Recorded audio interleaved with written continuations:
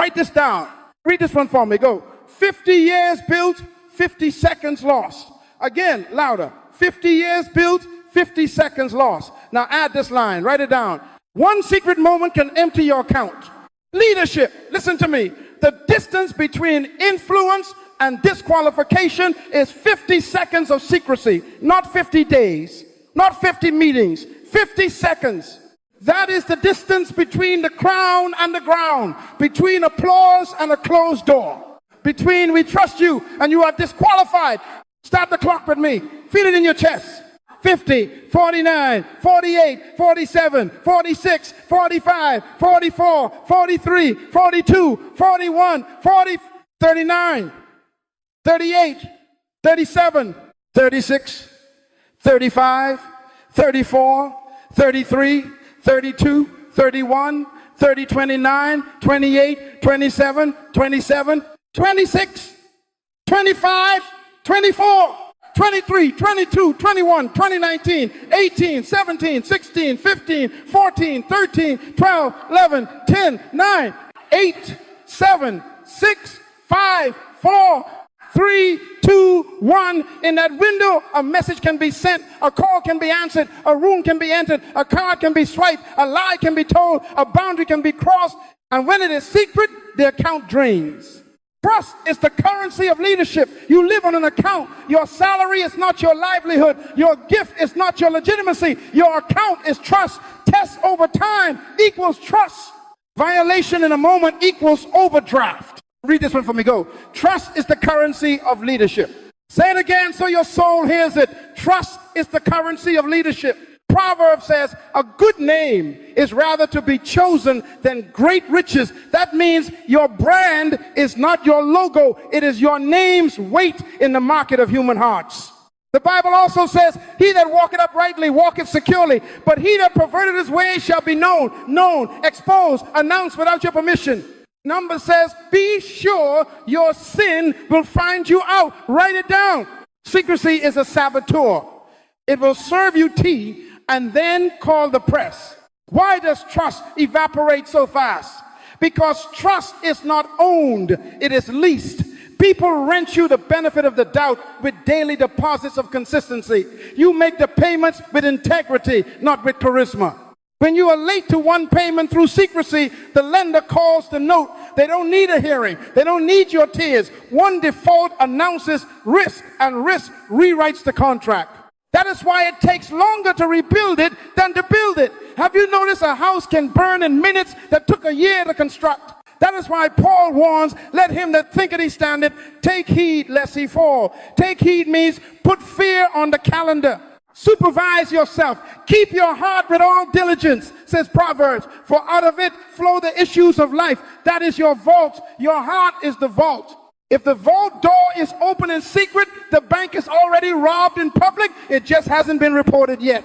Let me give you a story to put flesh on the principle. It's fictional, but it is every city and every boardroom. Jonathan Cole, the most trusted CEO in Harbor City, 50 years old, school scholarships in his name, married for 26 years. He teaches ethics on Fridays. At 11:41 p.m., he texts 9 foolish words to a private number. At 11:42, the screenshot is captured. At 11:45, the assistant forwards it for prayer. At 11:52, his board chair gets the thread. At 12:01, the journalist pings the comms director. By 8 a.m., the clients are reviewing their relationship. By noon, the staff's faith is hemorrhaging. What happened? 50 years built, 50 seconds lost. The interview is not the catastrophe. The second was, catastrophe is not a season, it is a second multiplied by secrecy and denial. And when he sits in that boardroom and says, trust me, I will stand up over him like a father and say, stop using the term, trust me. The account does not respond to speeches. It responds to stewardship. So here's the question you must ask before the clock starts ticking on you. Why does trust evaporate so fast, and how do I prevent it? This is not a motivational question. This is a survival question. Leaders don't live by oxygen alone. We live by perception sustained by character. If your private self is not patrolling your appetites and your attention and your access, your public self is a decorated liability. Psalm 51 is the most honest press conference in Scripture. Create in me a clean heart, O God, and renew a right spirit within me. David did not issue a statement. He issued a surrender. He did not adjust the optics. He begged for an operation. That's how you prevent evaporation, preemptive surgery of the soul. Take a deep breath. Write this next part down because it will save your life. I'm going to give you a map. Not tonight to entertain you, but to install guardrails that outlive your goosebumps. We will study the countdown mechanics, how accounts empty in a single secret so you can recognize the early alarms. We will build protective protocols, non-negotiable boundaries that make sin difficult and exposure unnecessary. And if you fall, listen to me, if you fall, we will show you the supervised path of restoration under true authority. Forgiveness is wonderful, but forgiveness is not restoration.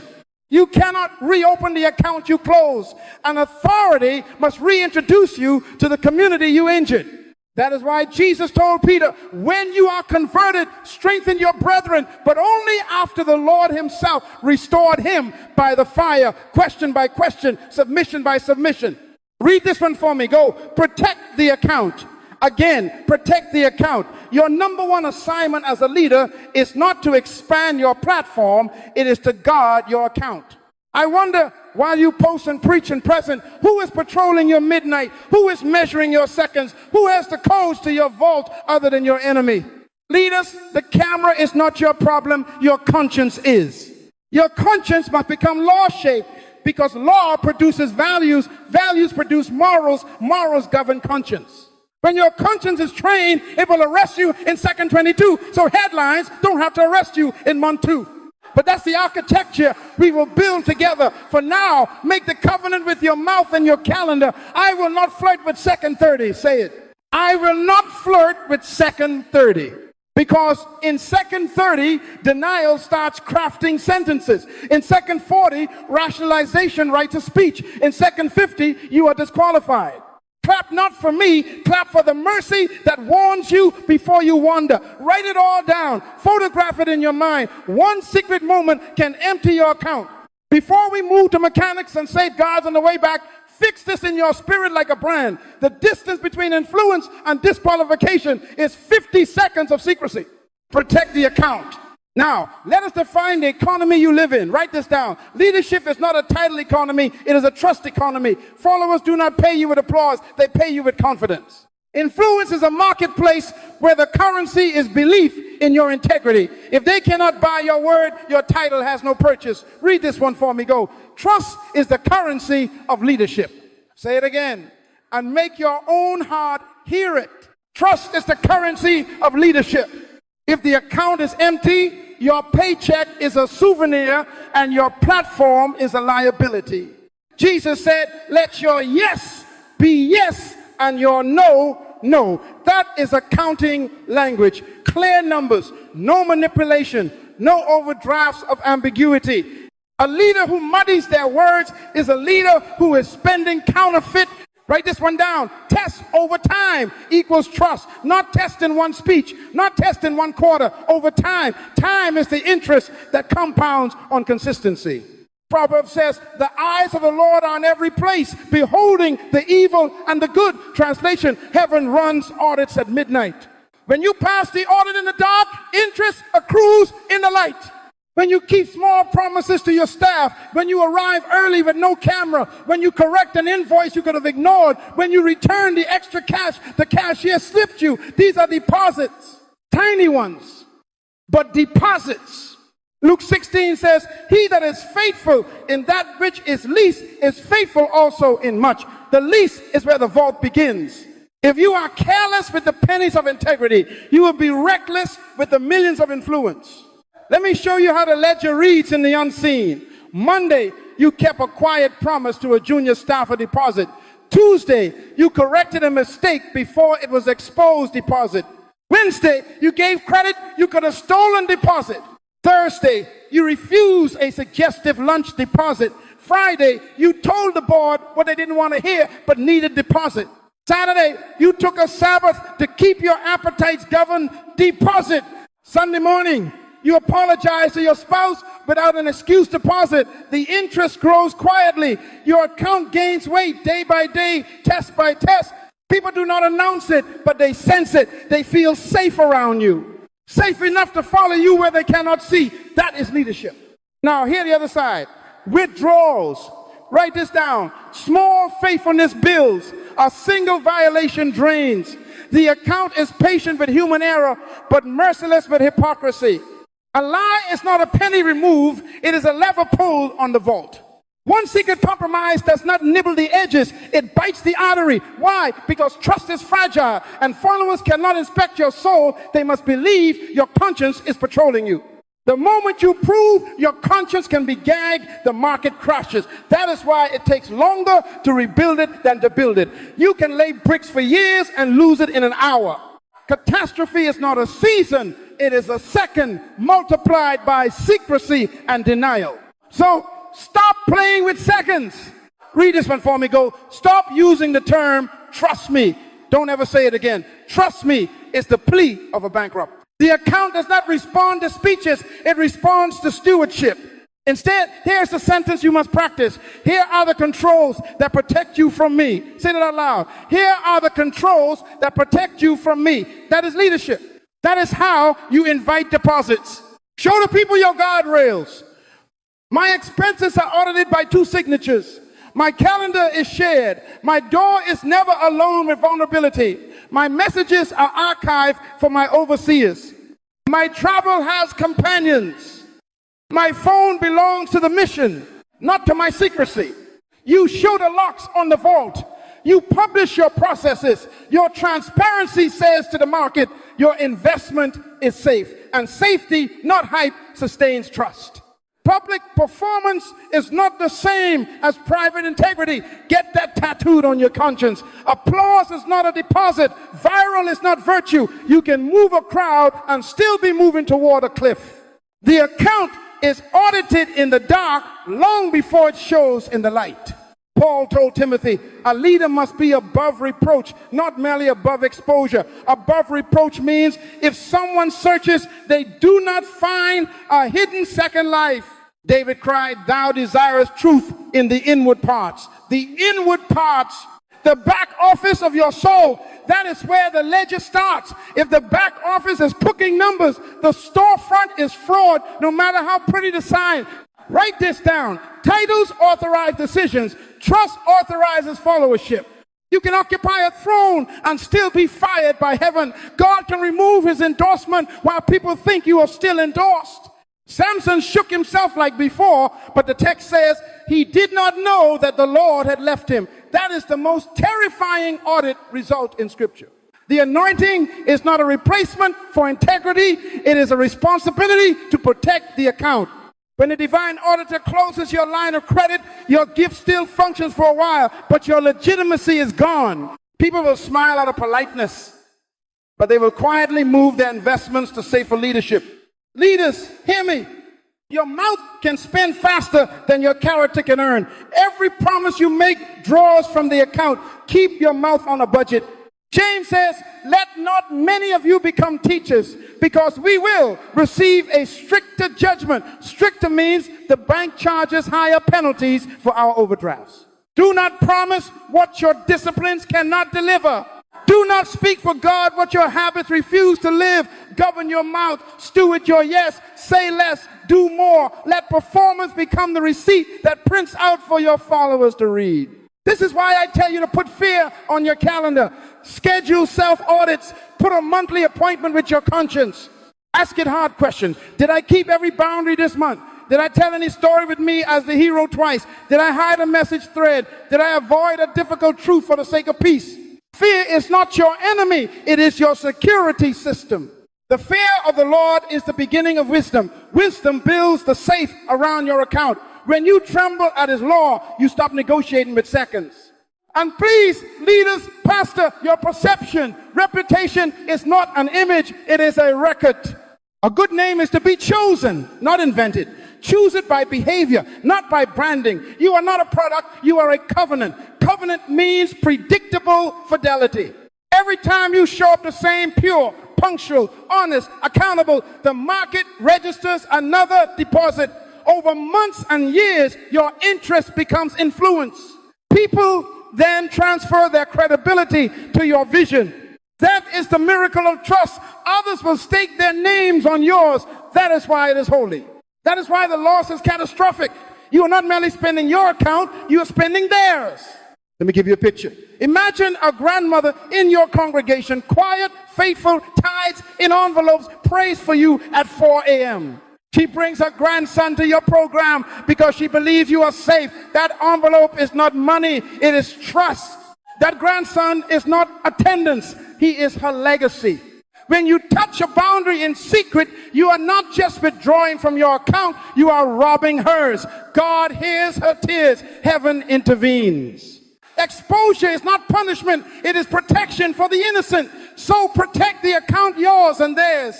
We are going to be very practical in this series, but this is the foundation. Leadership survives only as long as the trust account stays funded and protected. Write it down. Read this one for me. Go. Protect the account. Again, protect the account. Because accounts drain quickly, we must expose the mechanics of catastrophic loss. In a moment, I will show you how 1 secret second becomes a scandalized season. But before we go there, seal this in your spirit. Stop begging for trust. Start building it. Stop announcing credibility. Install it. Stop asking for benefit of the doubt. Earn it with daily deposits. Then, when the wind blows, your house will stand, not because you shouted louder, but because your foundation was law-shaped, value-stable, and conscience patrolled in the dark. Write this down. Catastrophe is not a season. It is a second multiplied by secrecy and denial. Read this one for me. Go. A single secret pulls the lever on the vault. Again, a single secret pulls the lever on the vault. That is why 50 years of deposits can be neutralized by 50 seconds of denial. It is not fair math. It is trust math. Because trust is not built on perfection. It is built on predictability. The moment you prove yourself unpredictable in the dark, the market panics in the light. Let me show you the countdown mechanics so you can fear the right moment. The first 10 seconds is temptation, torment to man. No sin yet. The next 10 seconds is negotiation. Your conscience speaks. The Holy Spirit whispers. The law within tries to raise a flag. The third 10 seconds is decision. Thumb moves, card swipes, eyes linger, voice lies. The fourth 10 seconds is concealment, delete, lock, clear, craft. The fifth 10 seconds is denial. It wasn't me. You misunderstood. It's complicated. In that denial, the account empties. Not because you fell, but because you decided to manage the fall. Proverbs says, he that covereth his sins shall not prosper, but whoso confesseth and forsaketh shall have mercy. Write that down. Confession is the brake. Concealment is the gas pedal over a cliff. I promise you the instant drain triggers. These are not slow leaks. These are detonators. Number one, lying. The first casualty of leadership failure is always truth. The moment you choose a sentence to protect your image over your integrity, your account collapses. People forgive ignorance. They cannot forgive intentional deception. Jesus said, let your yes be yes and your no, no. Anything beyond that is overdraft. Number two, sexual compromise. I don't care how anointed you are. If your zipper is undisciplined, your crown is on loan. Flee youthful lust, Paul tells Timothy. So flee, not flirt.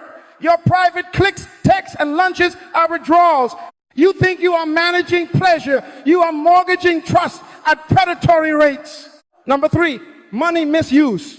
Not theft, only fuzziness. Sticky fingers and slippery categories.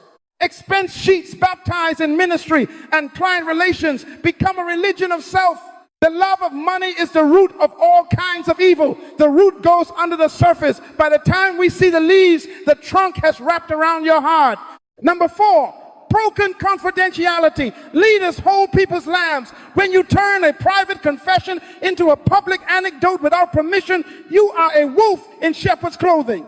The community concludes you cannot be trusted with their pain. Your sermon may still be powerful. Your account is empty. Number five, abuse of power. Power is a stewardship, not a weapon. When you use access to coerce, threaten, or manipulate, do you know who I am? Do you know what I can do to you? The account implodes. Jesus said, the rulers of the Gentiles lord it over them, but it shall not be so among you. If people obey you out of fear of you instead of fear of God, your influence is counterfeit. Number 6, intoxication of fame. Fame is wine. It lowers discernment and exaggerates confidence. You start believing applause is approval from heaven. Nebuchadnezzar stood on his balcony and said, is not this great Babylon that I have built? And God turned his palace into a pasture. Write this down. When the crowd raises you, bow lower. Clap your hands for that truth. Number 7, post-exposure denial. This is the nuclear option. After the text leaks, after the account is flagged, after the witness steps forward, you stand in front of the microphones and perform. I've been misunderstood. This is an attack. We will get to the bottom of this. Read this one for me. Go. Explanations expand the loss. Quick obedience limits it. The moment you are exposed, you have one assignment: submit to authority, confess without excuse, shut your mouth. If you keep talking, you keep draining. We will deal with the protocol later, but hear me now. Denial after exposure is the fastest way to turn a scandal into a sentence. Some of you still believe you can manage secrets with technology. Let me sober you. I sat with a security minister who smiled and said, if you take your battery out, we still hear you. Write that down. Live like you're always on record. Jesus beat him to it. There is nothing hidden that will not be disclosed, and nothing concealed that will not be brought to light. If you must hide it, do not do it. If you hope no one is listening, assume heaven already has the file and earth is downloading it. Here is the reputation math. The public forgives slowness, not duplicity. They will wait for growth. They will not wait for a double life. Slow response with honesty is called humanity. Fast response with deceit is called treachery. Error plus confession equals patience. Error plus secrecy equals prosecution. Read that again. People can carry a limping leader. They cannot carry a lying one. Why? Because their account is tied to yours. When you lie, you set their names on fire too. A good name is to be chosen rather than great riches. A slow leader can still be safe. A duplicitous leader is a danger. Let me give you a few cases without names. A worship icon whose voice never cracked and whose hands could raise a stadium, but his text multiplied lies. Talent survived, trust died. Now his songs play, but people mute his interviews. Position without moral credit is unusable. A non-profit founder who used donor funds to bridge personal cash flow just for a week, then 2, then 3. The mission was true, the math was crooked. Donors withdrew, not because the vision was wrong, but because the vault was open. A city official who counseled women with his door locked for privacy. He said, I never touched anyone. You didn't need to. You touched the boundary. Now he sits on a chair with no legs, still insists he did nothing, and wonders why no one will sit with him. Influence is not what you say you are. It is what people feel they are safe to risk near you. Do you see the mechanics? One secret isn't alone. Secrecy breeds denial. Denial breeds contempt for law. Contempt for law invites exposure. Exposure meets a microphone. The microphone meets your ego. Your ego writes a statement. Your statement adds lies. The lies compound interest at 400%. The account implodes. This is why David's greatness was not his perfection, but his speed of surrender. When Nathan said, you are the man, David didn't assemble a PR team. He said, I have sinned against the Lord. Psalm 51 is a leader throwing himself on the mercy of the court. No makeup, no spin. That quick obedience limited the loss. The sword still cut, but the throne survived by mercy. Write this down. Live audited. Build behaviors that assume surveillance. Share calendars. 2 signatures. No closed doors with vulnerability. Forward your messages to your overseers. Keep your receipts. And when you feel the flirtation of fame, fast. Turn down the noise. Say to yourself, I am dispensable. The mission is not. Do not let your talent escort you to a place your character cannot police. You don't rise to your gifts in crisis. You fall to your last rehearsal. Why am I pressing this so hard? Because if loss is this fast, you cannot afford a casual conscience. You need a safe, not a safe of steel, but a safe of law in your soul. Law produces values. Values produce morals. Morals train conscience. Conscience patrols your private world before headlines do. We will build that architecture next. But for tonight, tremble at the lever. Respect the second. Schedule fear. And say it with me while heaven witnesses it. Protect the account. Now, let's build a safe. Write this down. Law produces values. Values produce morals. Morals train conscience. Conscience patrols your private world before headlines do. Read this one for me. Go. Law shape values, train a conscience that patrols your private world before headlines do. Again, for your soul, law shapes values. Values shape morals. Morals shape conscience. Conscience shapes behavior, especially when no one sees. The foundation of ethics is law, and law is the source of culture. Conscience is unspoken law. Law is the law shouting at you. If there is no law in you, there will be no patrol in you. Where there is no revelation, the people cast off restraint. That means absence of law equals absence of breaks. You will drift into seconds you swore you would never spend. Whenever you create a law, you identify a value. When God said, "Thou shalt not steal," he codified the value of property and trust. When he said, "You shall not commit adultery," he codified the value of covenant. So write this down. Draft your leadership constitution, not a slogan, a constitution. What values will never be violated on your watch? Write them, sign them, share them with your board, your spouse, your staff, your mentors. Psalm 119 says, "Thy word have I hid in mine heart, that I might not sin against thee." Hide the law, not the secret. If you don't formalize your values, your feelings will legislate your morals, and feelings are lobbyists for compromise. Let me teach the chain so you never forget it. Law interprets and establishes values. When you write a rule, you declare what matters most. Those values then produce morals, the daily choices that align with what you said you value.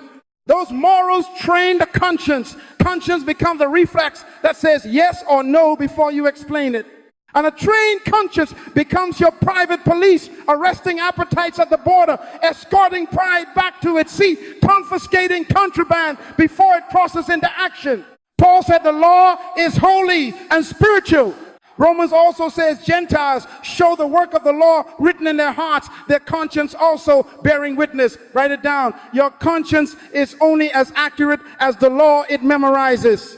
Stop outsourcing your guardrails to public opinion. By the time the crowd tells you the line, you are already over the cliff. Leaders who wait for headlines to define holiness are already late to their own collapse. The word of God is your primary law. Then you write secondary laws that apply it to your context. Jesus said, "If you love me, keep my commandments." Love is the value. Commandments are the law. Obedience is the moral. Conscience is the keeper. Make this practical. Take 1 hour this week and write your 10 non-negotiables as a leader. Read this one for me. Go. Whenever you create a law, you identify a value. So identify them. Organizational application. Publish the non-negotiables so your team can police culture without guessing. Culture is not what you preach, it is what you permit. If your staff doesn't know the line, you train them to improvise ethics. Put the statutes in the handbook, on the wall, in the onboarding, train it quarterly, audit it monthly, reward compliance publicly, correct violations immediately. Provide a whistleblower channel that bypasses you and reports to a true authority. 2 signatures on expenditures. Rotating audits so no one gets cozy. Conflict of interest declarations annually. Gift policy signed, not suggested. Meeting protocols that remove ambiguity. When you publish the law, you empower the community to carry the values. They don't have to read your mood. They can read the rule. Let me give you example statutes. Write them down. No secret gifts. Any gift above a modest threshold is declared to compliance to your board chair and to your spouse. No closed door meetings with the vulnerable. Use glass, open doors, or a third person. If the door must close for confidentiality, it must open for accountability. Document the who, why, and how long. No unreviewed expenditures, 2 signatures, receipts within 72 hours, monthly reconciliation, random spot checks, no personal banking on organizational cards ever. No disappearing message apps for mission conversations. Official channels only. Archived for oversight. No travel alone to overnight events, always with a vetted companion. Lodging and ground rules pre-approved. No counseling after 9 p.m. Move it to daylight and documented settings. No passwords unknown to your overseers. Devices accessible to authority. Write this down. If you must hide it from your authority, you must not do it. Now, the personal application. Your conscience must rehearse the law in private, meditate, memorize, and practice. Psalm 19 says, the law of the Lord is perfect, converting the soul. Converting means renovating. The law renovates your inner architecture. Every morning, read your Constitution aloud. Every night, review your day against it. Ask, where did I flirt with the edge? Where did I keep a small promise? Where did I shade a sentence? Where was I tempted to delete? Your conscience gets sharper with practice. The more you obey quickly, the faster it speaks. The more you ignore it, the quieter it becomes. Read this one for me. Go. Quick obedience strengthens conscience. Slow obedience silences it. Your team should know your Constitution too. Invite them to police you. That's right. Protect the account by deputizing others. Give your assistant permission to interrupt a meeting that violates the door rule. Give finance authority to say no to your requests. Give your spouse authority to ask for your phone. No performance. Hand it over. Give your mentor authority to ask invasive questions. No speech, just answers. Leaders, humility writes laws that limit you. Pride writes loopholes that enlarge you. If you engineer exceptions for yourself, you are drafting the blueprint of your own exposure. He that walketh uprightly walketh surely. Surely means predictably. Laws make you predictable to the righteous and boring to the devil. Do not confuse grace with the removal of boundaries. Grace is power to keep them. Grace saves you. Law shapes you. Grace forgives the fall. Law builds the rail so you don't fall where you fell before. David prayed, create in me a clean heart and uphold me with a willing spirit. Uphold means give me rails. When your Constitution is installed, your values stop debating with your temptations. The answer is pre-decided. When you've already outlawed secrecy at 11:30 p.m., your thumbs know what to do at 11:41. When you've already outlawed unvetted expenses, your wallet knows what to do at the counter. When you've already outlawed back-channel promises, your tongue knows when to stay on budget. Law makes holy habits habitual. Read this one for me, go. Stop using the term trust me. Start showing me your laws. If you show me your laws, I can predict your values. If I can predict your values, I can trust your morals. If I can trust your morals, I can rest in your conscience. That is the safe. That is how you protect the account before anyone deposits another ounce of confidence in you. Build a safe now before the storm. Publish it, practice it, patrol it. And when you feel strong, remember your strength is not your protection, your structure is.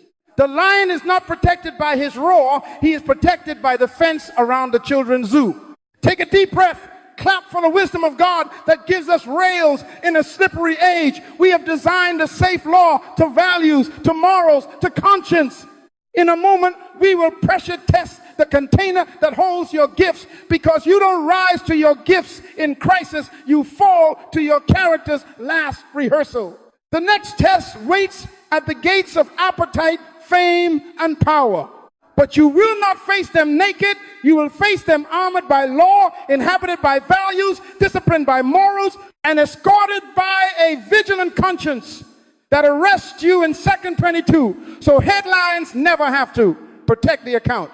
Now we pressure test the container. Write this down. Gifts grow. Only character keeps growth from leaking into loss. Read this one for me, go. You don't rise to your gifts in crisis. You fall to your character's last rehearsal. That's why God didn't test Jesus on his preaching. He tested him on his container. In the wilderness, the devil offered him a triad bread for appetite, a leap from the temple for fame, and the kingdoms of the world for power. Appetite, fame, power. If you pass these, your trust account compounds.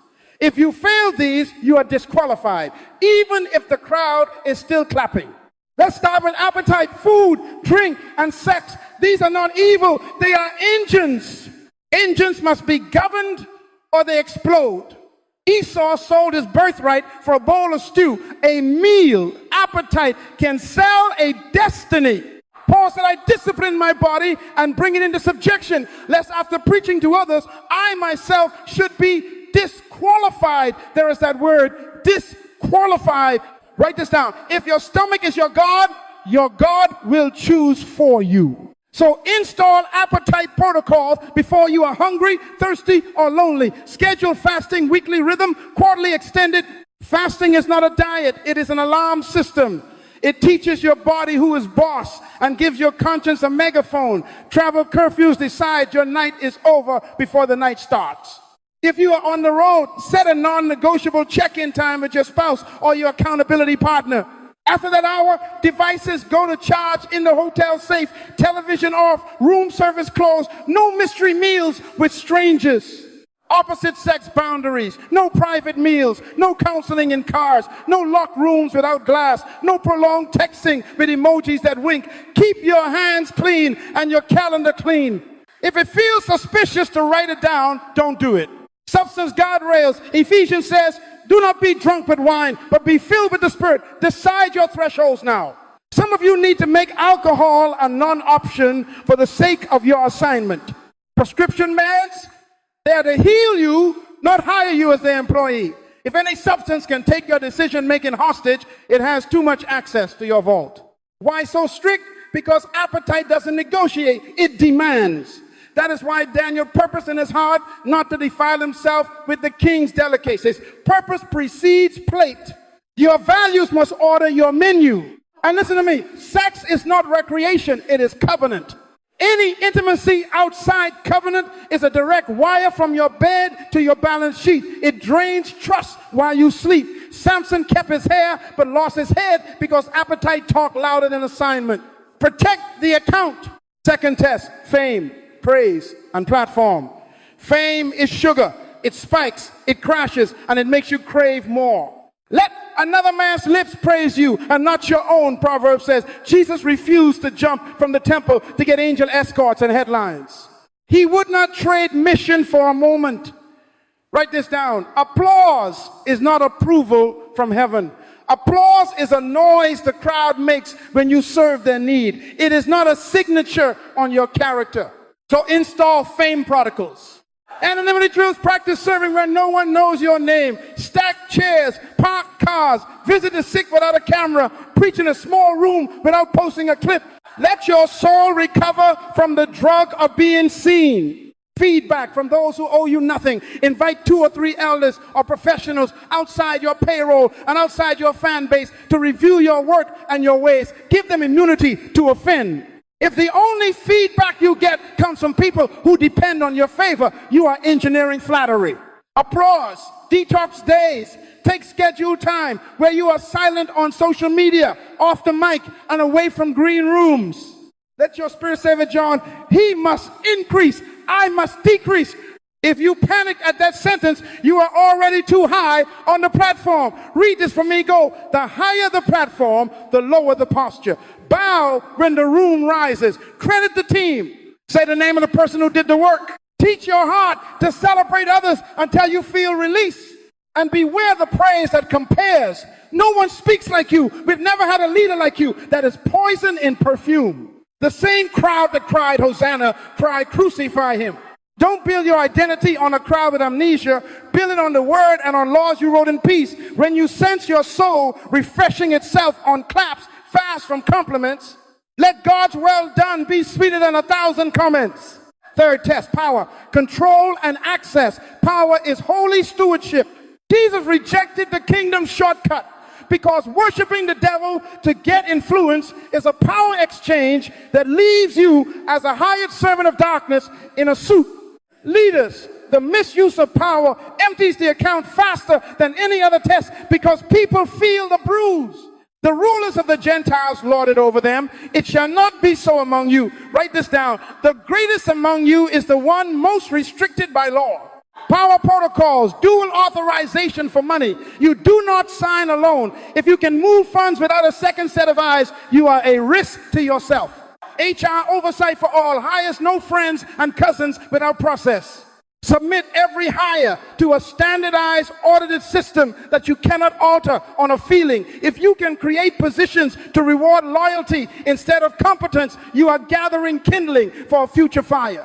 Decision logs with dissent. Recorded every major decision should be written with the rationale, the risk name, and the dissent preserved. If there is never dissent in your minutes, there is fear in your culture. Create a standing rule that at least one person must argue the opposite in the room. If you will not allow a Nathan, you will meet a prophet at your funeral. In the multitude of counselors, there is safety. No alterations to compensation without board approval. No private executive sessions where the one impacted is absent. No threats, no innuendo. If you ever say, do you know who I am? You already forgot who you serve. Let me show you how the three overlap. Appetite makes you easy to buy. Fame makes you easy to seduce. Power makes you easy to fear. People cannot trust a hungry, adored, and unrestrained leader. The foundation of leadership is character. Talents and gifts are only as safe as your character. It's the container. Read this one for me. Go. The gift expands. The container must be reinforced. Every promotion stretches you. If your laws and protocols do not stretch with it, your success becomes the wedge that cracks you. That is why Jesus trained 30 years for 3 years of public work. Preparation is long. Exposure is quick. Do not desire a stage that your structures cannot police. Practical drill. Rehearse the test weekly. Appetite rehearsal. Fast a meal you like. End the day 10 minutes earlier than your flesh wants. Practice saying no to dessert when no one is watching. Teach your body the word no. Fame rehearsal. Give away the credit. Decline a selfie. Remove your name from a program. Bless a rival. Attend a meeting and sit in the back. Power rehearsal. Ask for permission when you could command. Reroute a decision through the proper channel. Let a junior voice carry a proposal while you stay quiet. Quick obedience strengthens conscience. Slow obedience silences it. If you fail a rehearsal, don't justify it. Confess it to your authority. Tighten the rule and try again. He that ruleth his spirit is better than he that taketh a city. That verse is about governance of self before governance of systems. I would rather follow a quiet, audited leader than a brilliant, unrestrained one. The trust account belongs to the quiet one. Protect the account. Now breathe, because the goal is not fear without tools. It is fear with rails. Some of you feel the Lord pressing you to add one law this week in each category, one appetite rail, one fame detox, one power restriction. Do it today. Don't wait for a scandal to teach you what wisdom can. And here the bridge to where we go next. Now install the daily rules that make the right thing automatic and the wrong thing impossible. Protocols are not suggestions. They are your safety harness on a high rise. When they are in place, you cease performing integrity and you start practicing it. You don't rise to your gifts in crisis. You fall to your character's last rehearsal. So rehearse on purpose. Schedule it, publish it, submit it, protect the account. Now we install the rails. Write this down. Protection is designed in advance. Integrity without systems is a liability waiting for timing. Read this one for me. Go. Protection is designed in advance. That means you don't improvise righteousness under pressure. You engineer it in peace. Trust is the currency of leadership. Every day you are either depositing or withdrawing. Protocols are your direct debits into the trust account. They pay your bills before temptation sends you to collections. If you love those you lead, build the fences now, not after the wolf arrives at the door. Walk circumspectly, not as fools, but as wise. That is architectural language. Measure twice, cut once, install the guardrail before the cliff. Rule number 1, stop using the phrase, trust me, retire it, bury it. From this day, replace it with, verify this, and then show the control. Provide things honest in the sight of all men. Honesty is not a promise, it is a process. You don't ask for blind allegiance, you give transparent access. When they ask, can we see the receipt? You say, it's already in the folder. When they wonder, where were you at 9 p.m.? You say, check the shared calendar. When they need to confirm who approved that decision, you say, here are the minutes with the dissent captured. Read this one for me. Go. Stop saying, trust me. God's saying, verify this. The righteous don't fear verification. If verification threatens you, you are already negotiating with secrecy. Let your yes be yes. Yes becomes credible when it is escorted by evidence. Rule number 2, dual controls on money, meetings and messages. No single point of unsupervised power. Write it down. Money. You do not move funds alone. 2 signatures minimum. Separation of duties. One initiates, another approves, a third reconciles. Monthly bank statements opened by someone who does not report to you. Emergency spending caps that require board notification within 24 hours. If one person can authorize, spend, and file the receipt, that is not stewardship, that is temptation with a login. Meetings, in the mouth of 2 or 3 witnesses, every word shall be established. Build it in. Sensitive meetings require either glass, open doors, or a designated observer within earshot. Never counsel the vulnerable alone. Schedule a third presence or move to a public professional setting. Have a scribe. Minutes are not gossip, they are guardians. Messages. Centralize your official communication. Shared inboxes for public contact. At least 2 administrators on every organizational channel. All official messaging archived automatically. If one person can delete the trail, you have built a tunnel. You are not a spy, you are a shepherd. Shepherds keep the flock visible. Rule number 3, radical transparency rhythms, weekly expense reviews, shared calendars, documented decisions. Rhythms, not rescues. A rhythm keeps you clean. A rescue tries to clean you up. Establish a weekly finance huddle with receipts on the table, software dashboards open, and questions invited without penalty. No mystery categories.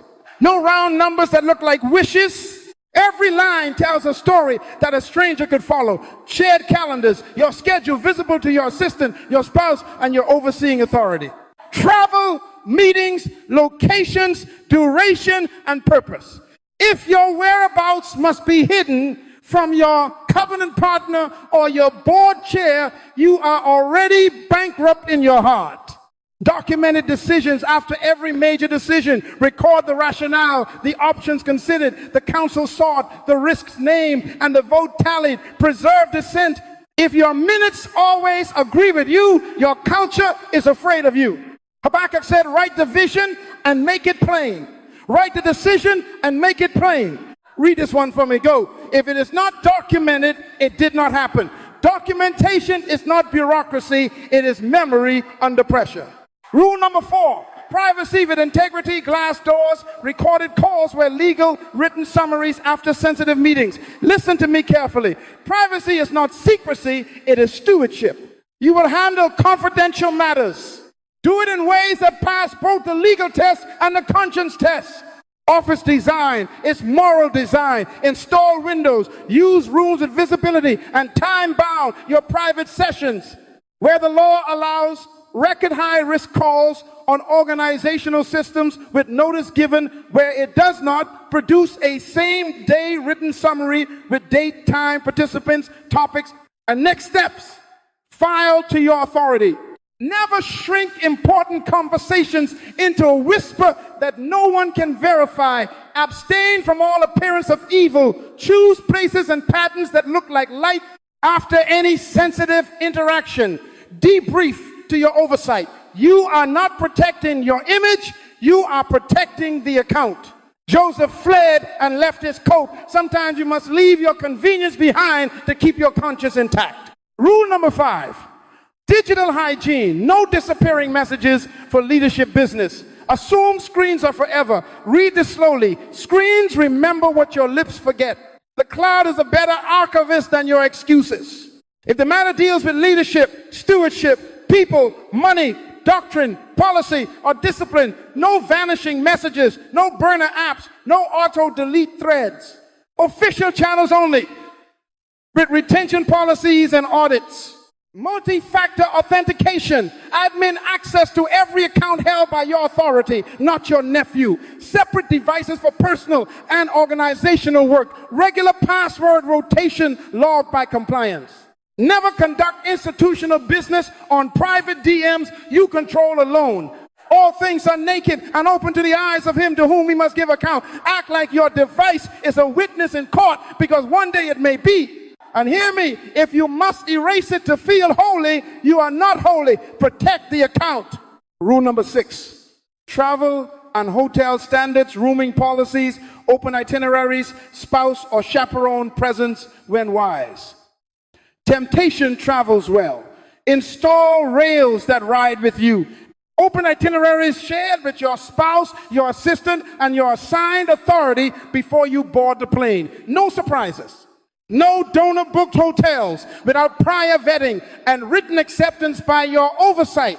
Choose lodging with public lobbies and visible staff presence. Block adult content on hotel TVs in your profile and document it. Most chains provide it on request. If you are married and the budget allows, invite your spouse to key trips. If not, bring a vetted companion or designate a same floor chaperone with check-in times. No late night room meetings. Move them to daytime and to public spaces.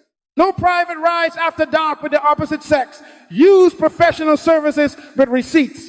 Per diems, not cash floods. Receipts submitted within 72 hours, card reconciled weekly, never upgrade your flight or suite on someone's whispered favor. A gift blinds the eyes of the wise. Decline private perks that create private obligations. An itinerary that your children could read without shame is a holy itinerary. These are not options. These are oxygen. Protocols are the way you love people. You will never meet the ones who must live under the consequences of your choices.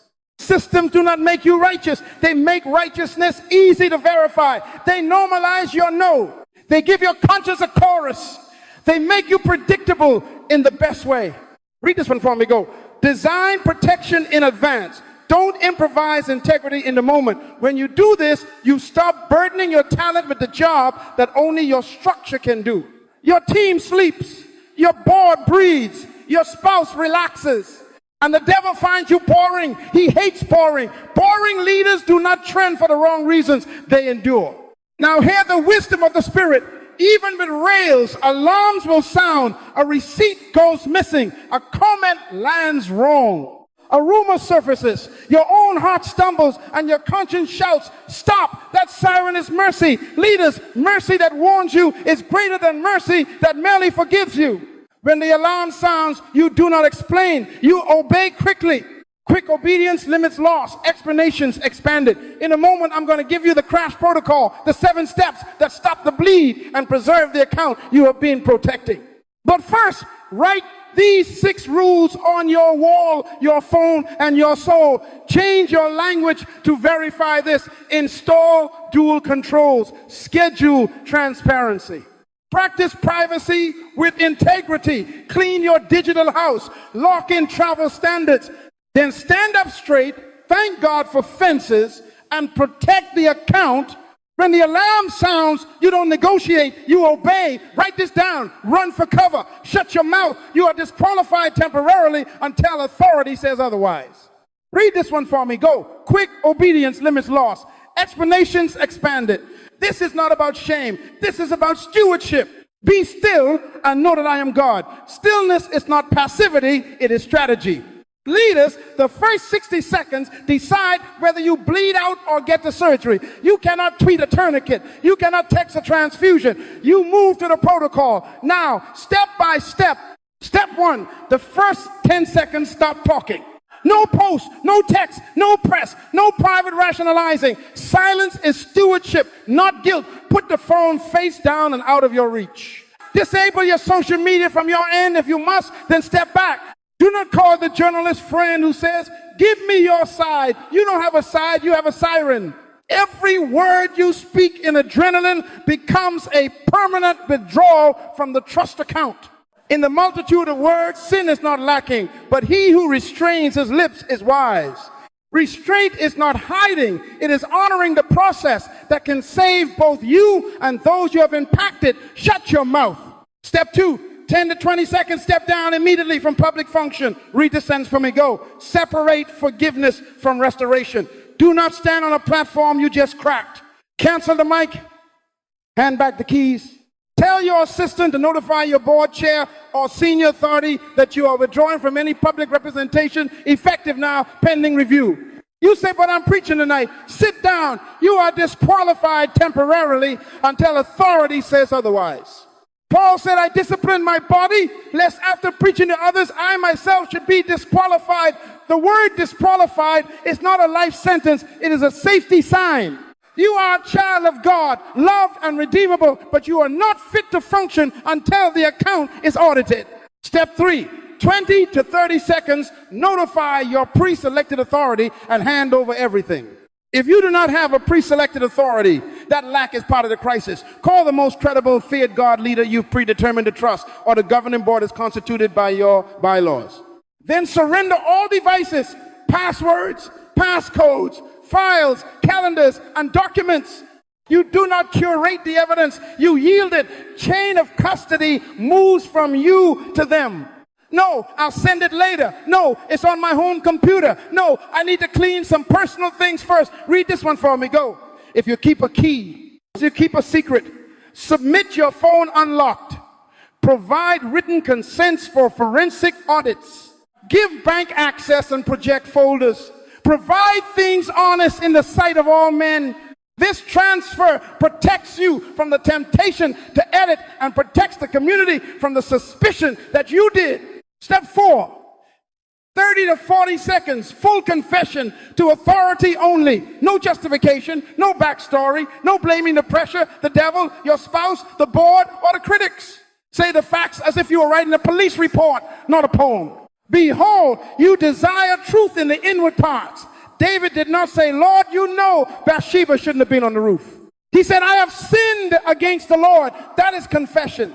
Do not add, but I was tired. Do not add, others do worse. Do not add, let me explain the context. Shut your mouth. When you explain, you expand the loss. When you confess, you constrict the bleeding. Your story does not repair trust. Your submission does. The authority may ask questions. Answer them plainly and fully. You are under oath not to a courtroom yet, but to your own conscience before God. Step 5, 40 to 45 seconds, prioritize victims and impacted parties, care, restitution, and protection first. Love demands the triage, go to the wounded, not to your image. You do not contact them yourself. Authority leads the contact plan to avoid re-injury, intimidation, or manipulation. If the law has been broken, you do not negotiate, you report. Render therefore to all their due. If funds were misused, begin restitution under authority with documentation. Zacchaeus said, if I have taken anything from anyone by false accusation, I restore fourfold. If boundaries were violated, install distance and safeguards immediately. Pay for counseling. Secure legal protections where necessary. Resign proximity to the people and places your presence endangers. The Good Samaritan did not deliver a speech. He paid the bill and provided cover. Do likewise under oversight. Protect the account by protecting the people. Step 6, 45 to 50 seconds, authority issues the first statement. You do not speak for yourself. Let another frame the facts, the process, and the immediate actions. Let another man's lips praise you and not your own. And in crisis, let another's lips correct you, not your own. Do not go live. Do not write a letter. Do not cry on camera. Tears do not balance a ledger. Your authority will communicate what is necessary when it is safe and in a way that serves the victims, the organization, and the truth, not your need to be understood. Read this one for me. Go. Allow the authority to represent you to the greater community. If they choose no details now, accept it. If they choose we must inform law enforcement, accept it. If they correct inaccuracies about you, receive it as mercy. If they do not, receive it as discipline. Either way, silence from you is not weakness, it is wisdom. Step 7, 50 seconds and beyond. Enter a documented restoration process or accept permanent removal if trust cannot be rebuilt. There is no middle fog. The process is written, timed, and supervised. Counseling, sobriety, or therapy if needed, restitution schedules, theological or ethical reformation, financial audits completed, apologies issued at the right time to the right people under authority's lead, spiritual care, and measurable behavioral change proven over time. Submission includes your calendar, your friends, your travel, your digital life, and your mouth. Total submission to the discretion of the authority with regard to your readiness to return. And hear me, sometimes the authority will say, you are forgiven, but you may never hold that office again. Bow your head and bless God. Peter was restored to feed sheep after deep brokenness under Jesus' authority. Saul kept the throne while God had fired him. Do not be Saul. God can fire you and people think you are still hired. Better to step down with integrity than to perform leadership under divine disqualification. If the account cannot be reopened, serve joyfully in the shadows. Your gift belongs to God. Your seat belongs to the people. Do not seize what you have not re-earned. Now take a deep breath and read the whole thing back to your soul. Run for cover. Shut your mouth. You are disqualified temporarily until authority says otherwise. Stop talking, step down, notify and hand over. Confess without story. Prioritize the wounded. Let authority speak. Submit to the process or accept the end of your tenure without bitterness. Quick obedience limits loss. Explanations expanded. Write it on your wall. Photograph it in your phone. Teach it to your team. You rehearse success all the time. Rehearse failure so that when it comes, you fall up. And here is the bridge you must cross next. Mercy is not reinstatement. Forgiveness is not the restoration of trust. David was forgiven instantly and restored to God's heart, but the sword did not leave his house because governance has consequences. Paul wrote to the Corinthians to discipline a man and later said, now reaffirm your love, but under order and timing. We will distinguish the grace that cleanses from the process that requalifies. That difference saves communities. Until then, stay low, stay silent, stay submitted, protect the account. Write this down. Forgiveness is instant. Restoration is supervised, structured, and slow. Read this one for me. Go. Only trusted authority can reopen the account you closed. You can be washed by God in a moment. If we confess our sins, He is faithful and just to forgive us. But the people you serve do not live inside your private prayer. They live under your decisions. Trust is the currency of leadership. You empty the account with a secret. You do not refill it with a testimony alone. Heaven may absolve you in a second. Earth must observe you over a season. That is not cruelty. That is stewardship. Let all things be done decently and in order. Order is the bridge between mercy and credibility. So the first act of grace after forgiveness is authority. Identify a true and reliable authority, those who fear God, love truth, and are beyond your influence. Not your fan, not your mentee, not your payroll, not your cousin who owes you favors. Someone you cannot buy with access, flatter with your gifts, or scare with your platform. Moses' father-in-law taught us to choose people who fear God, love truth, and hate covetousness. Find that kind. Read this one for me. Go. Do not pick a friend who needs you. Pick an authority you need. If the one overseeing you depends on your brand to pay their bills, they are not your authority. They are your liability. Choose a board or a council with teeth. One godly woman with steel in her spine and a fear of the Lord is safer for you than 10 men who want your selfie. Once identified, completely submit without condition. Submission includes timeline, counseling, financial review, spiritual disciplines, and your public silence. Obey those who rule over you and be submissive, for they watch for your souls. To obey is better than sacrifice. Do not negotiate the date you will return. Do not bargain the length of therapy. Do not preview your apology tour. Surrender your calendar, your travel, your devices, your inbox, your donors' numbers, your anonymous accounts. Let them audit your money and your mouth. Sign the consents. Show up when they say. Stay away when they say. If your submission has an asterisk, it is not submission. It is a strategy. Read this one for me. Go. Authority without your conditions is the only path back to conditions of trust. Allow that authority to represent you to the greater community. No self-announcements, no late-night lives, no clarifying threads. Let another speak. Let another man's lips praise you and not your own. And let another's lips correct you, not your own. They will inform the board, the congregation, partners, staff, and where necessary, the public. They will communicate the facts, the steps, and the protections. You will not edit their statement. You will not leak your angle. You will not feed your therapist notes to sympathetic bloggers.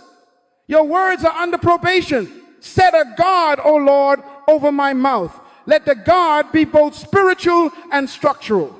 If you break silence, you break process. And if you break process, you signal to the community that you prefer impression over integrity. Protect the account. Now, the framework. Restoration is not vibes. It is verifiable progression, measured checkpoints, not moods. Read this one for me, go. Progress is measured, not imagined. If sobriety is in question, random tests administered by third-party professionals with reports sent to the authority.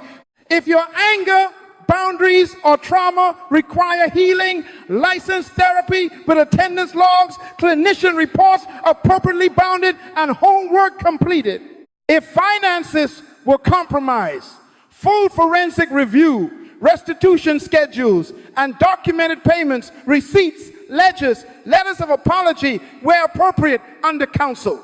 If relationships were violated, implement distance and safety plans, not for a week, for as long as the authority deems necessary. Service assignments without platform, parking lot, setup crew, meal deliveries, janitorial rotation, visitation under supervision, no microphone, no camera, no green room. Learn to sweat in anonymity again. Humble yourselves under the mighty hand of God, that he may exalt you in due time. Due time is decided by God, discerned by authority, and endured by you. Spiritual disciplines are part of the audit. Scripture reading plans, prayer retreats, supervised, confession circles with sober brothers and sisters, mentorship with someone outside your demographic. Marriage care, if married, joint counseling, transparency of calendars, shared passwords, implemented boundaries about travel and proximity, weekly check-ins documented, monthly reviews with your authority agenda, minutes, action items, quarterly public updates issued by authority if the circle is public, but only the details necessary to guard the flock and honor the law. You are living decently and in order on purpose, because chaos is what got you here. He that covers his sin shall not prosper, but whoso confesses and forsakes shall have mercy. Confessing is the doorway, forsaking is the hallway. Supervised living is the house you must occupy until trust knocks again. Hear me. Authority decides readiness to return, role, scope, or permanent removal. No negotiating. If they say you may never serve in that seat again, bow your head and bless God. Your calling is irrevocable. Your assignment is not. The gift belongs to God. The seat belongs to the people. If they say you may serve but not lead, serve. If they say you will lead but in a reduced scope with dual controls and long-term supervision, rejoice. If they say wait 2 years, mark your calendar and wait. Do not form a side ministry. Do not gather the understanders. Do not take a soft landing in a city that doesn't know you. Saul kept the throne after God fired him. David lost a child and kept the covenant because he fell on the floor and would not get up until God spoke. Be David. God resists the proud but gives grace to the humble. Don't make God your opponent while you posture for applause. Let me give you a picture. A brother I will call Jonah led finances in a mid-sized organization. Pressure, pride, and poor systems met a generous donor in a dark hallway. A private loan became a private siphon. When the alarm sounded, he confessed and surrendered his devices and accounts. Authority engaged an external auditor, called the bank, informed law enforcement where required. Jonah resigned immediately, entered therapy, sold a vehicle, and established a 4-year restitution plan. For 2 years, he served in facilities, first in silence, then leading a small crew with another supervisor. No platform, no pulpit, no panel. He learned to say, verify this, before he ever held a receipt again. At month 18, his marriage glowed again. At year 3, the authority reintroduced him to handling petty cash with dual controls. He never returned to CFO. He didn't need to. He became a safe man, a holy accountant of small things. Today, he teaches volunteers about guardrails. He finishes his restitution next spring. Trust is the currency of leadership, and he is wealthy in ways a title cannot buy. This is how you fail successfully. You hand yourself over to someone who fears God more than they fear losing you. You stop curating your redemption. You consent to order, and you let time be your friend again. Read this one for me. Go. Forgiveness is instant. Restoration is supervised, structured, and slow. Do not despise the slowness. Slowness keeps you alive. Slowness gives the wounded time to breathe without your shadow. Slowness lets fruit grow roots so the next wind does not uproot you again. Now listen carefully, because the next bridge is your mouth. As trust is rebuilt, speech must be governed. Words can reopen the wound. Loose talk leaks trust. Death and life are in the power of the tongue. In restoration, your tongue must report to authority like your wallet and your calendar. No freelance narratives, no vanity testimonies. In due time, authority will hand you sentences you are allowed to speak, and your obedience will make those sentences true. Until then, be still, serve quietly, pay what you owe, heal what you broke, and protect the account. Only trusted authority can reopen it. And when they do, you will not need to say, trust me. Your life will say, verify this, and the evidence will praise God on your behalf. Write this down. Controlled speech rebuilds credibility. Loose talk leaks trust. Read this one for me. Go. Forgiveness is not reinstatement. Transparency is not timing. Set a guard, O Lord, over my mouth. Keep watch over the door of my lips. In restoration, your mouth is not your own. Your words are under governance because your words spend the account faster than your actions can fund it. Be swift to hear, slow to speak, slow to wrath. Slow speech is not weakness, it is wisdom under supervision. Protect the account. One voice. Read it again. Go. One voice, your authority speaks. You consent and comply. Let another man's lips praise you and not your own. In crisis and in re-entry, you do not narrate your comeback. You do not grant interviews. You do not hint at timelines. You do not drop cryptic scriptures like smoke grenades. Your public language is one sentence. I have submitted to the authority overseeing this process. Please direct all inquiries to them. That's it. Stop using the term, trust me. You do not ask for trust. You demonstrate submission. Your mouth is leased to the process. Your tongue pays rent to oversight. If you feel the itch to say more, read Psalm 141. Set a guard and let the lock click. Public posture must be remorse without self-defense. Write this down. Apologies that rebuild anything must do three things. Name the harm, accept the consequence, and request nothing. David said, I have sinned against the Lord. The prodigal said, I am no longer worthy. No blaming pressure. No, I didn't intend. No, if anyone was hurt, name the people harmed if appropriate under counsel. Name the breach, name the impact. Then accept the discipline without a calendar in your hand. Do not ask for your seat, your show, or your sympathy. Ask for mercy on those you wounded. Ask for prayer for those cleaning the mess. Then be still. Read this one for me. Go. Remorse without defense, apology without ask, acceptance without calendar, protect the account. No platform shopping. Hear me. Don't hunt for a friendly podcast to launder your image. Don't DM a blogger to tell your side. Don't manipulate algorithms with crying clips and carefully edited reels. The algorithm is not the Holy Spirit. Sympathy clicks cannot refinance a bankrupt trust account. Silence is part of the penance. In the multitude of words, sin is not lacking, but he who restrains his lips is wise. If you tore the internet while the victims are still in triage, you are not repenting, you are campaigning. Run for cover, shut your mouth, submit to authority. Let your absence preach humility louder than your spin can preach contrition. Documentation matters, but it is not your diary. Publish the restoration process outlined by authority, not by you. The community does not need your feelings. They need the framework that proves safety is being rebuilt. A clear, sober document from authority that says, here are the steps, the safeguards, the supervisors, the timelines, the checkpoints, the boundaries. No romance, no redemption arc, no montage music. Just verifiable structures. Read this one for me. Go. Transparency is not timing. We show what will be done. We do not decide when you return. A surgeon does not live stream an open heart. They chart the procedure and present the results when the patient is stable. Publish the guardrails, not your glory. Protect the account. Re-entry mechanics are unglamorous by design. Duties are restored gradually under authority oversight long before any public microphone returns to your hand. First service, hidden, low risk, accountable, show up on time, complete assignments with dual controls. Submit progress to your supervisor, pass your audits. If sobriety is part of your healing, your clean tests speak louder than sermons.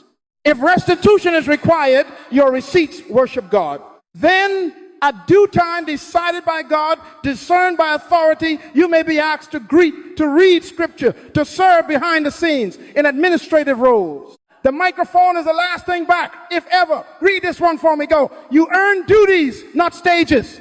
Humble yourselves under the mighty hand of God, that he may exalt you in due time. Due time is not on your watch. Protect the account. When you finally speak again, speak like a man who knows words can wound. Short sentences, past tense ownership, we more than I, facts over feelings, no superlatives. No, never again promises that outpace your process. No, God told me my season is back. Let authority introduce you. You thank them. You honor the wounded. You acknowledge the safeguards still in place. You celebrate the team that carried the load. You ask the community to verify fruit, not believe claims. By your words you will be justified, and by your words you will be condemned. Your words either tighten the tourniquet or pick at the scab. Choose healing words. Protect the account. Now look at me, leaders, whether you fell or not, build a culture that governs mouths before crises come. Establish a one-voice policy with your board now. Identify the spokesperson now. Write the approval tree now. Create a 2-4-hour rule for non-emergency public statements, no late-night posts, no impulsive lives. Institute a verify this discipline. Before anyone on your team shares data, quotes, or testimonies, they must present receipt, source, context, permission. Train your social media volunteers to prefer silence over speculation. Archive every public statement with version control and sign-offs. If a crisis erupts, the binder opens, not the group chat. Teach James to your interns. The tongue is a small member, but it sets on fire the course of nature. Create a culture where silence is not fear, it is reverence. Where facts are not weak, they are holy. Where apology is not a tactic, it is truth-telling under God. Protect the account for everyone, not just for you. Stop saying, trust me. Say, verify this. Stop performing access. Practice accountability. Let your communications be covenanted, not creative. Let your yes be yes and your no, no. If you need many words to make one thing seem true, it is probably not. Take a deep breath. We covenant today to govern our mouths, our posts, our press, our private texts, our hallway whispers. We will be quiet when authority says be quiet. We will speak what we are given to speak when we are released to speak, and nothing more. Let the words of my mouth and the meditation of my heart be acceptable in your sight. We will not leak. We will live. We will not craft narratives. We will cultivate fruit. And when it is time to re-enter, we will enter low, burdened with gratitude and guarded by structures that tell the truth about us. Trust is the currency of leadership. Protect the account. Now we seal this with a rule of life. Write this down. Finishing well is not an accident of inspiration. It is the fruit of scheduled fear and rehearsed protection. Read this one for me. Go. Scheduled fear keeps you humble. Rehearsed protection keeps you safe. Teach us to number our days that we may apply our hearts unto wisdom. Wisdom is not a mood. It is a calendar. So we're going to put our character on a schedule daily, weekly, monthly, quarterly, annually, until integrity becomes a culture and not a campaign. Trust is the currency of leadership. Protect the account. Daily, this begins with you and God before the sun gets your attention and after the lights go off. Law, values, morals, conscience. The law declares the value. The value informs the moral. The moral trains the conscience. Conscience is unspoken law. Law is the law shouting at you. So create a law values list for your life, post it where your eyes must pass, and run a 2-page audit every morning and every night. Questions in ink, not in vibes. Did I touch money alone today? Did I keep my 2 4-hour rule for public statements? Did I travel or dine alone with someone who destabilizes my boundaries? Did I delete a thread? Did I receive flattery without a witness? Did I allow exhaustion to excuse disobedience? Yes or no? No essays. Then journal the 2 sentences that matter. What law did I honor and where did I drift? If you check no on a boundary, you text your peer accountability partner before sunrise and confess it plainly. Search me, O God, and know my heart. Try me and know my anxieties. Conscience checks in private. Prevent headlines in public. Write it down. Patrol your private world before the headlines do. Protect the account. Weekly, the truth-telling table. Not with admirers, with peers who owe you nothing and love God more than they love you. Choose 2 or 3 outside your payroll, outside your brand, men and women who fear God, love truth, and hate covetousness. Meet at the same time every week. Phones on the table, calendars open, expenses printed. Read them aloud. Yes, read. Read your meals, your miles, your meetings. Read your direct messages. If boundaries are the issue, you say that's invasive. Exactly. Invasion now prevents collapse later. Confess your faults one to another and pray for one another that you may be healed. Healing starts where hiding ends. Read this one for me. Go. Open books, close doors to secrets. If your friends wince, thank them. If they ask for receipts, bless them. If they rebuke you, embrace it. He who walks with wise men will be wise. Protect the account. Monthly external oversight review. Rotate auditors to prevent familiarity decay. Familiarity is the slow leak that turns steel into rust. 1 month, internal controller. Next month, an outside professional. The third, a board-appointed reviewer. Same checklist, same reports, different eyes. For finances, sample transactions, random receipt pools, reimbursement logs, purchase approvals, bank recs. For ethics, boundary adherence, travel patterns, late night communication flags. For platform, speech compliance to one voice policy. For pastoral safety, victim safeguards still in place. Provide things honest in the sight of all men. Read this one for me, go. Rotation resists romance. Routine beats charisma. Protect the account. Quality family and team boundary refresh. Restate rules. Retrain protocols. Renew consent. With your household, sit at your own table and ask each other, are we safe? Do you feel crowded by my schedule? Do our devices remain open? Are there places or people that trigger our old vulnerabilities? Pray, repent, adjust. With your staff and volunteers, rehearse the crisis binder like a fire drill. Role play the first 50 seconds. Who calls whom? Who steps down? Who speaks? Who locks accounts? Review the one voice policy. Re-sign boundary covenants. Rewalk your sites to check for blind spots, offices with windows, cameras in costly zones, travel approvals. Teach the new team members the law, values, morals, conscience chain. By wise counsel, wage war. This is war against secrecy, against presumption, against drift. Protect the account. Annually rest and examination. A sabbatical is not a luxury, it is a law of survival. God built Sabbath into the creation week and sabbatical into the calendar of his people. He makes me to lie down in green pastures. He restores my soul. Lie down. Schedule an annual sabbatical approved by your authority. No platform, no secret events, no shadow ministry.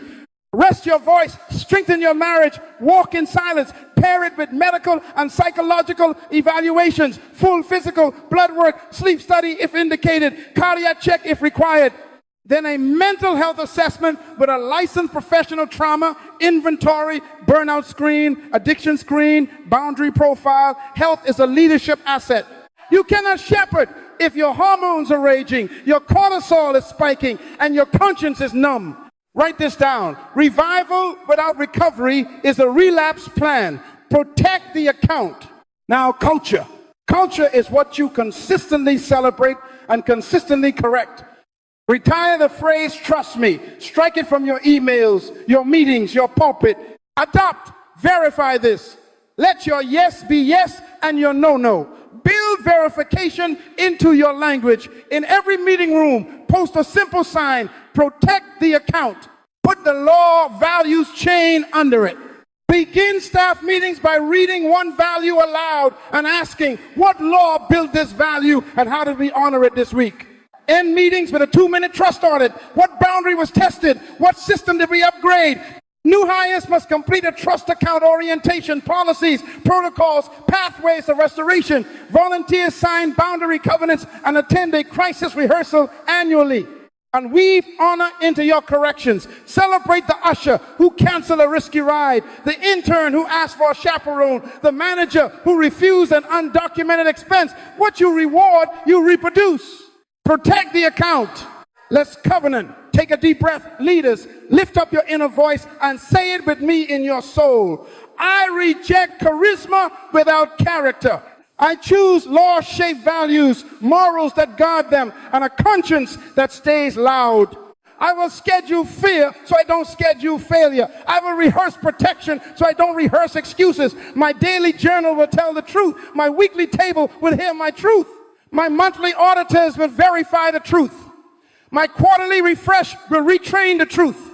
My annual sabbatical and evaluations will renew the truth. I will not say, trust me. I will say, verify this. I will live decently and in order. I will submit to authority.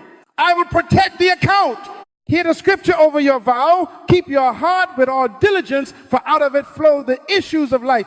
Diligence is the schedule you just embraced. Let integrity and uprightness preserve me, for I wait on you. Preservation is the fruit you are reaching for. And the fear of the Lord, in the fear of the Lord is strong confidence, not paranoia, confidence.